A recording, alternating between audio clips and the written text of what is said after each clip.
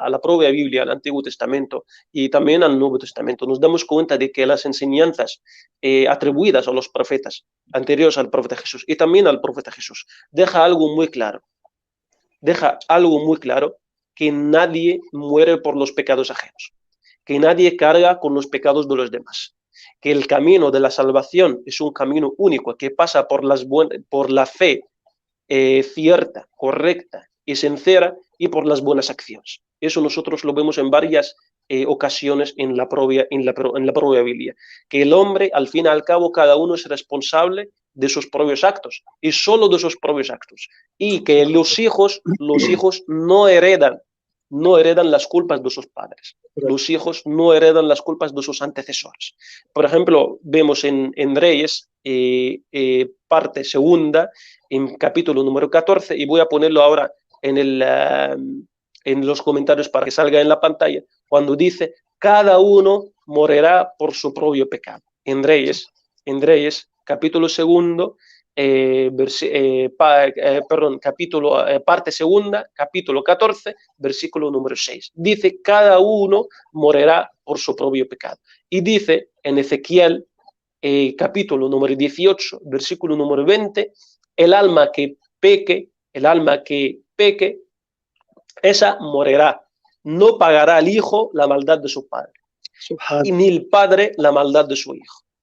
Fíjate cuán claridad en estos versículos y cuánta evidencia se encuentra en esos versículos y para explicar y dilucidar que el concepto de salvación que trajeron los profetas y mensajeros es totalmente ajeno al concepto de salvación basado en creer que el profeta Jesús vino para morir por los pecados de los demás. Yo voy a compartir, querido hermano, si me permites, voy a compartir estos versículos con los hermanos allí para que salgan en la pantalla y para verlos, porque me parecen importantes. Creo que los hermanos los vean y todos los hermanos. Ahora los vas a ver, mi querido hermano, en la pantalla. Es que no hay duda. El problema es cuando cogemos otros versículos que contradicen a otros versículos. Al final, por eso, alhamdulillah, siempre nosotros debemos de decir que cuando damos alguna referencia de la Biblia, no aceptamos excepto aquellas que son acordes al Corán, que es la última revelación que Dios nos ha dado. Cuando encontramos estos versículos de la Biblia que son acordes y que concuerdan con lo que dice el Corán, entonces lo aceptamos.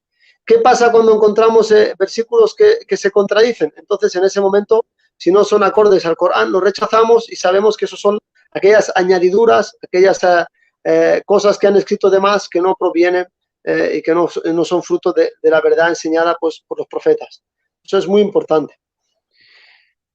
Sí, y hay una pregunta importante, la verdad, mi querido hermano. Ahora la pregunta que nos viene a la cabeza, la pregunta que ronda por la cabeza de cada uno de nosotros.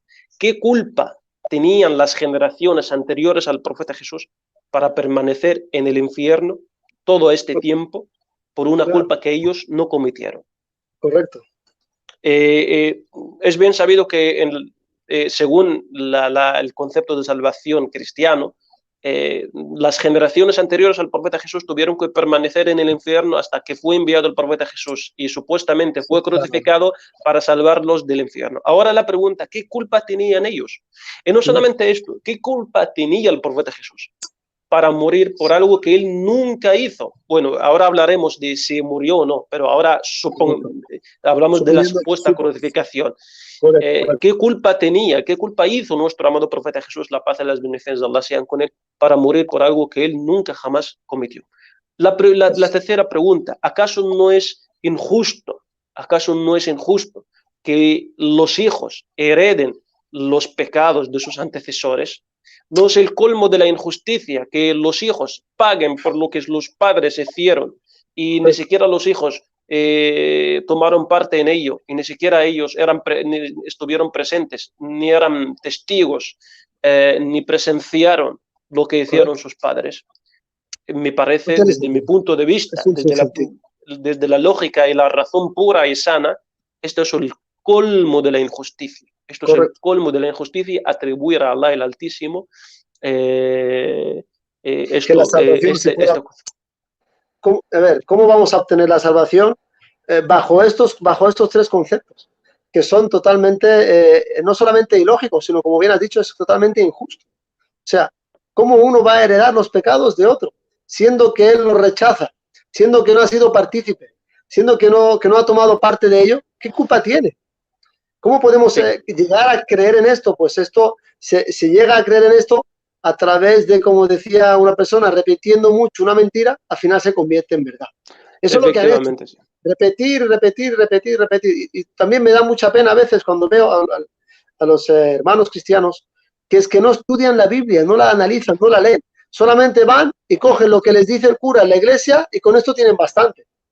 Pero claro, cuando, por ejemplo, hay un tipo de Biblia que está escrita de color rojo, las palabras que se atribuyen a Jesús en primera persona.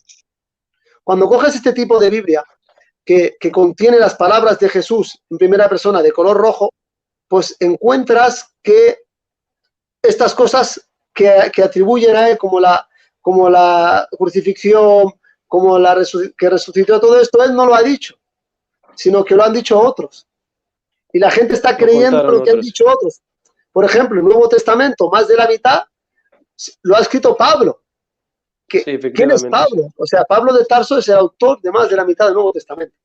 ¿Y quién es Pablo? Esto es que la gente tiene que saber esto. Estamos creyendo en algo que te ha dicho quién. Te lo ha dicho uno que se llamaba Saulo. Saulo era un enemigo de Jesús. Era una persona que perseguía a Jesús y a los que seguían las enseñanzas de Jesús. Y entonces Saulo dice que yendo hacia Damasco en un viaje, se le apareció una entidad y le dijo que tenía que ser cristiano, que tenía que seguir a Jesús. Y entonces fue cuando él se transformó, o digamos que se creyó en Jesús y empezó a predicar el concepto de la Trinidad, el concepto de la crucifixión y todo esto, y fue cuando empezó a escribir sus famosas cartas y sus famosos evangelios. Entonces, imaginaos, pondré un pequeño ejemplo. Imaginaos que Hitler, que todos sabemos lo que hizo Hitler en Alemania, que mató a millones de judíos. Imaginaos que Hitler, dando un paseo, se le aparece una entidad y le dice que está equivocado y que tiene que ser judío. Y ahora dice, vale, pues ahora voy a ser judío y voy a escribir un libro y va a ser la ley de los judíos. Y todos los judíos lo van a seguir. Antes los mataba, ahora como se le ha aparecido una entidad, ahora todo el mundo lo cree, que todos los judíos van a creer en él, van a olvidar que los mataba y van a hacerle caso en todo lo que dice. Esto es lo que estamos haciendo. Si vamos a creer a Pablo y vamos a seguir a Pablo, pues eso, y luego cuando ves las enseñanzas, pues es un sinsentido. Es que es una cosa que se te escapa. Pero claro, cuando los hermanos no estudian la Biblia, como yo en mi tiempo, ¿no? Yo era cristiano, yo seguía la Biblia, creía en la Biblia, pero a medida que fui investigando, analizando y fui atando cabos, fui descubriendo pues que había muchas contradicciones, habían errores, habían blasfemias sobre los profetas, incluso sobre Dios, y fui entendiendo pues estas añadiduras, todos estos fallos que habían ido atribuyendo. Entonces, cuando tú puedes llegar al Corán, vas a poder enlazar y vas a poder encajar las piezas de rompecabezas, porque la Biblia es como un rompecabezas. No hay un camino claro, sino que aquí te enseña una cosa, luego otra, y al final, ¿qué vas a coger? Por eso decía yo antes que cogemos todo aquello que no contradice al Corán. Y esto es muy importante que los hermanos lo puedan llegar a entender. Sí, lo sepan y lo tengan en cuenta, que cuando nosotros citamos algo, nos atenemos a alguna cita bíblica, no es para dar veracidad, credibilidad a todo el contenido bíblico, sino para, primero, mostrar lo que realmente se les oculta a los hermanos, lo que se les oculta a los hermanos, a los amigos cristianos, lo que los hermanos y amigos cristianos no conocen de la Biblia. Segundo, y el único criterio para juzgar o para analizar, el único juez para analizar o dar credibilidad a alguna cita bíblica es el Corán.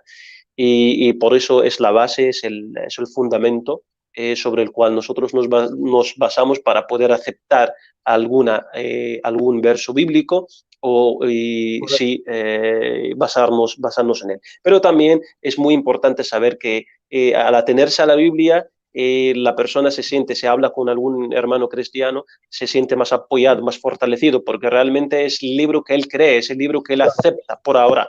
Hasta si él empieza a conocer el Corán, entonces podría cambiar de punto de vista, podría cambiar de actitud, de postura, pero como es su libro, por hoy es muy importante conocer bien su libro y poder sacar las citas bíblicas que apoyan la idea que el musulmán está dialogando, está hablando con su hermano cristiano.